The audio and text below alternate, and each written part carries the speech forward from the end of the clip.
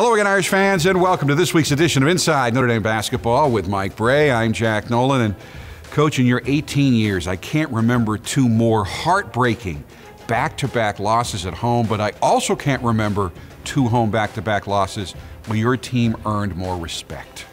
Yeah, it's really tough ones to swallow, Jack, both North Carolina and Louisville. I am so proud of our group.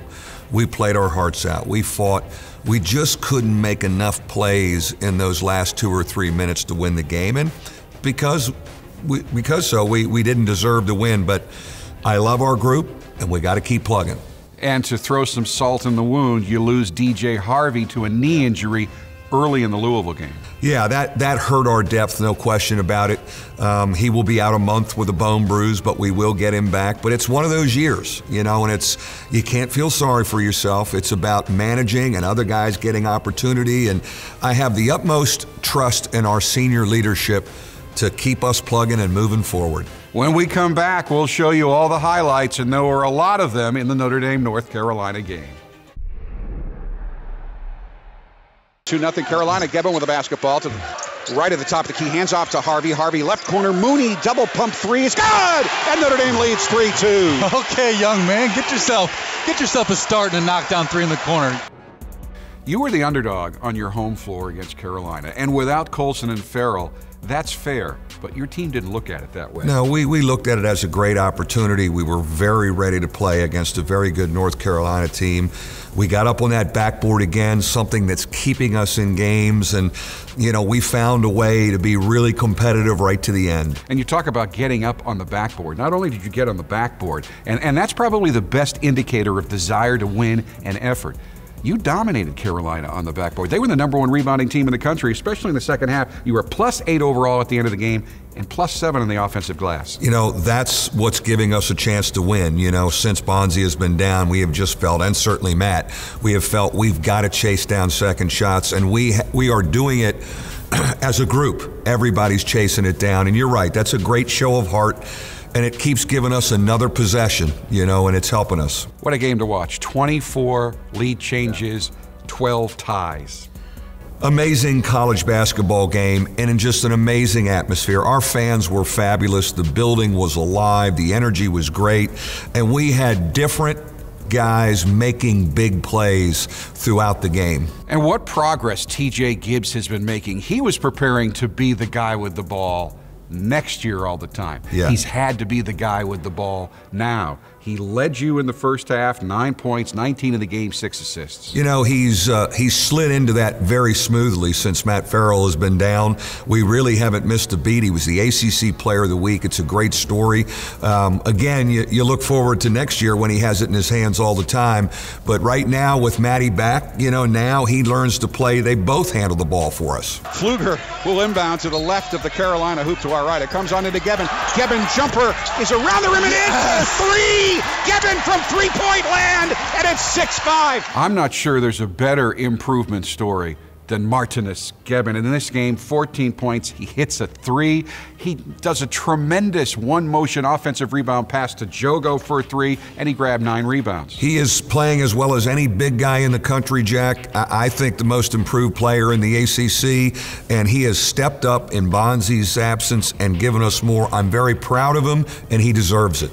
Rex Pfluger continues to fly around, still kind of suffering a little bit from the after effects of the flu, but boy, did he do a lot of stuff. In the second half alone, he triggered a great fast break that led to a Mooney bucket. He turned a Gibbs shot into an alley-oop bucket, and then he hit Gibbs with a behind-the-back pass for a three, all in the same stretch. He makes things happen on both ends of the floor, Rex Pfluger. There's no question about it. We need his energy. He also rebounds unbelievably well from the guard spot.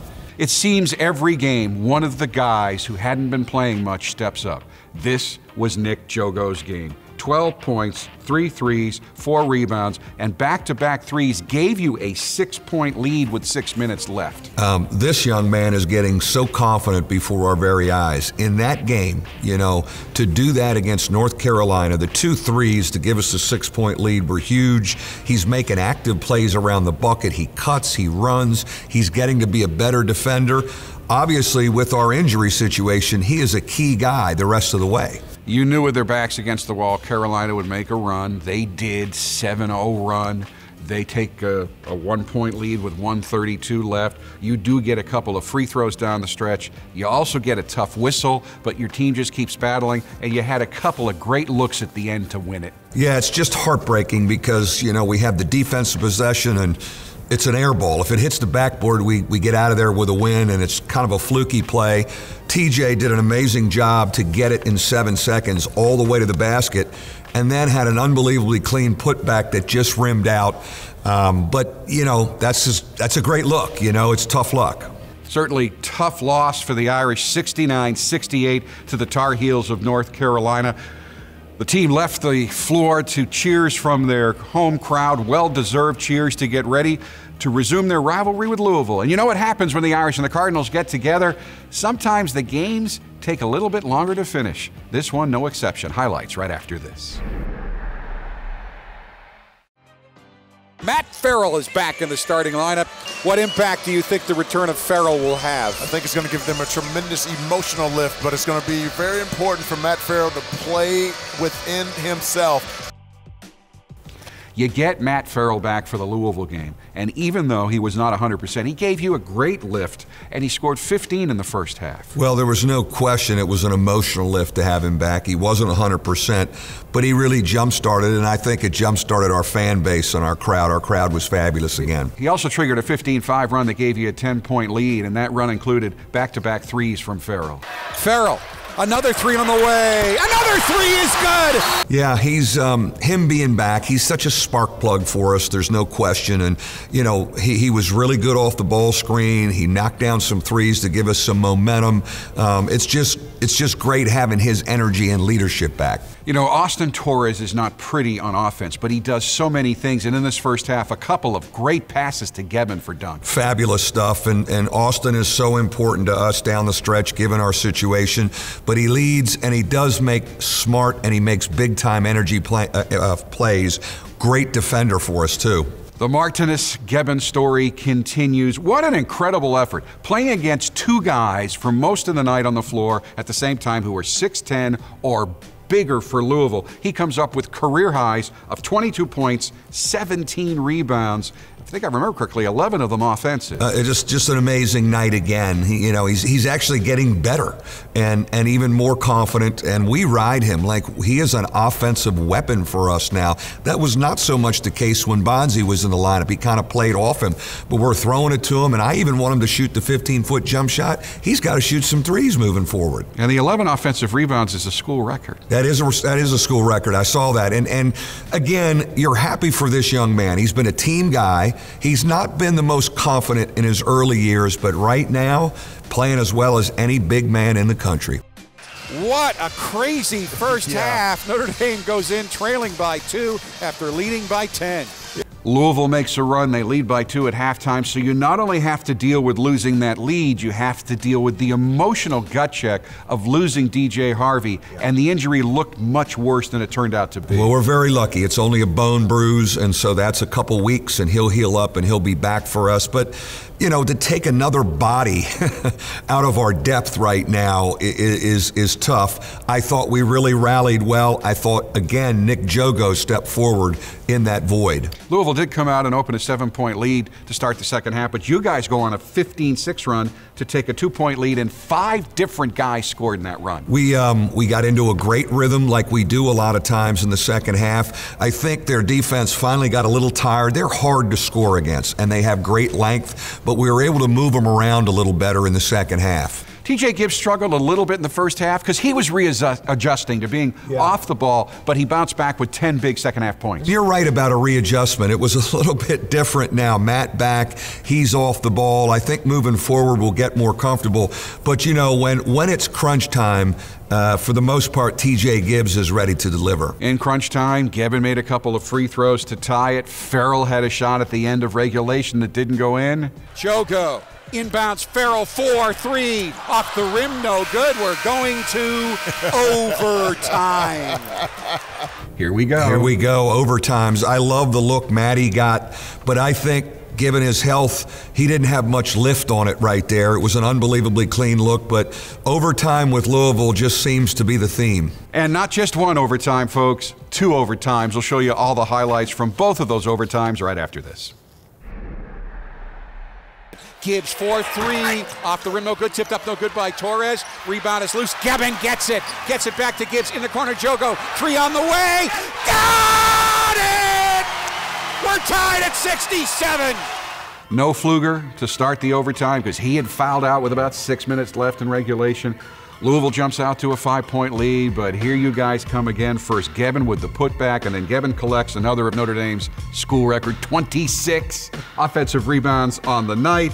The ball ends up in Jogo's hands. He knocks down the 3, and you're tied again. You know, it was memorable of other ones against them where we go down early and we fight back to tie the thing and then have a chance to win it. We have the ball and possession and a chance to win it at the end of the overtime. Gebben continued his monster night in both overtimes, and this still the first overtime. He had 2 more hoops down the stretch, the second on a feed from Farrell that puts you up 2 with 48 seconds left. You know, and you feel you're in a great position right there, you know, up 2. Louisville and especially Spalding made big, you know, Spalding was really tough to handle. 2 big-time jump hooks that I think were well defended, so we couldn't get that 2-possession lead. You know, Coach, that's where I was going next, because this show focuses on Notre Dame, but sometimes you got to give the other team some credit. Spalding's jump hook was the thing of beauty to tie it, so you went to a second overtime where Louisville again goes up by 5, but you hang around, and who comes up with a couple of more hoops? Martinus Gebben. Yeah, again, he's almost, you know, he's our heart and soul. I think we used to play off of Bonzi's energy. We're really playing off of Martin Gebben's energy as much as Matt Farrell's. It's so interesting to watch.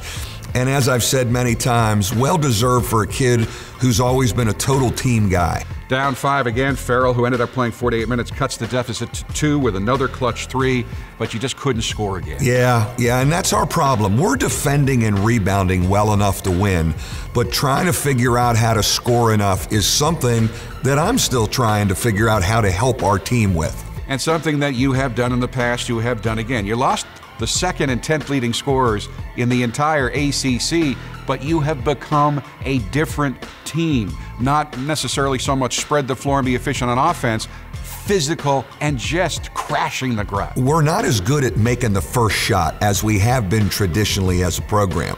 You know, so now that means chase down the misses, and we are doing that to give ourselves a chance to win. We cannot change, and we have enough big guys where we can rotate them in there and they're fresh and they can climb the board. As we go to break, we take a look at this week's Notre Dame Ticket Exchange, powered by Vivid Seats, Play of the Week. It comes from the first overtime of the Louisville game. Of course, it involves a Notre Dame offensive rebound and the 3 from Nick Jogo that tied the game at 67. Gibbs 4-3, off the rim, no good, tipped up, no good by Torres. Rebound is loose, Gebben gets it back to Gibbs, in the corner, Jogo, 3 on the way, got it! We're tied at 67! It's time now for the experts at TireRack.com question of the week for Coach Brey. And Coach, it's a question I know that's on your mind as well. It comes from Terry Williams of Granger, Indiana. Coach, what is a realistic timetable for Bonzi Colson's return? Probably the ACC tournament, I think, is realistic. But Jack, you know, if there's any hint of him not being ready, we will not bring him back this season. I know he wants to come back and play, and I'm hopeful for Brooklyn. And you're saying that because you believe you have a responsibility to make sure he is as physically able as possible to go through those NBA workouts and get drafted as high as he can. Yeah, if he were to come back too early or we rush it, and we will not do that, and then he re-injures himself and it affects him in his NBA auditions, I don't know if I could live with myself, quite frankly. So we are going to be amazingly cautious. Last week, Coach Brey did such a great job running the fast break, we thought we should give his coaching staff a shot as well. Now, 4 of the 5 members of his staff have a little experience running the fast break, as they did it as players, in some cases many years ago, and in other cases just a few years ago, like this week's participant, Ryan Ayers. Ayers is in his 2nd year on the Irish coaching staff and remains one of the best 3-point shooters in Notre Dame history, and served as an Irish captain during his senior season in 2008-2009. Favorite all-time movie? The Departed. First car you ever drove? PT Cruiser. Favorite musical group or artist? Jay-Z. Who was your role model? My parents. One thing the public would be surprised to learn about you? I do not like driving over tall bridges. Twitter or Instagram? Instagram. Maui. Unbelievable. Favorite part of practice? Working with the guys. Worst part of practice? Don't have one. Best thing you have learned from Coach Brey? How to relate to the guys. Phrase you always hear from Coach Brey in practice? Help side get in. Assistant coach who was most like Coach Brey? Coach Milanes. Player on the team who's most like you? They want me to say Austin Torres, so I'll say Austin Torres. Best defender on the team? Rex Pfluger. Best defender on the coaching staff? Coach Swanigan. Best dresser on the team? Nick Jogo. Worst dresser on the team? John Mooney. Best dresser on the coaching staff? Myself, yeah. Worst dresser on the coaching staff? Coach Milanes. Best thing about being back at your alma mater as a coach? I love it here. I love the guys and the people we work with. You know, not only was Ryan a great shooter for your teams, he was a great leader. Great leader and always one of those high basketball IQ guys. When he was a junior, I had him in my office talking about coaching one day and being on my staff, and here it is. Big addition to our staff. Obviously, the bloodlines are great with his dad being a coach. He gets it. He's great with our players. One of the bright young coaches in the profession.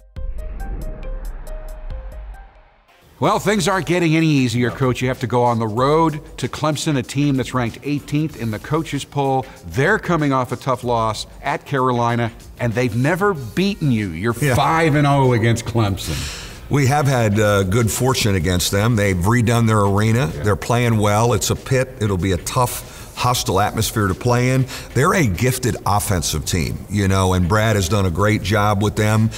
They are certainly pointing toward the NCAA tournament. But a chance for us for a quality win. We'll go down there with nothing to lose and let it rip. Clemson has 5 guys who score in double figures, so you'll want to tune in next week to see how the Irish defend that and take that next step as they continue to adjust to playing without Bonzie Colson. That'll do it for this week's show. I'm Jack Nolan. He's Coach Brey. Thanks so much for watching, and as always, go Irish. Inside Notre Dame Basketball is presented by TireRack.com and brought to you by Team Notre Dame partners, Coca-Cola, Under Armour, and Gatorade. Inside Notre Dame Basketball is also brought to you by Bank of America, the official bank of Notre Dame Athletics, Vivid Seats, Canon, Xfinity, Delta Airlines, proud to be the official airline of Notre Dame Athletics, Nissan, Notre Dame Federal Credit Union, and SiriusXM.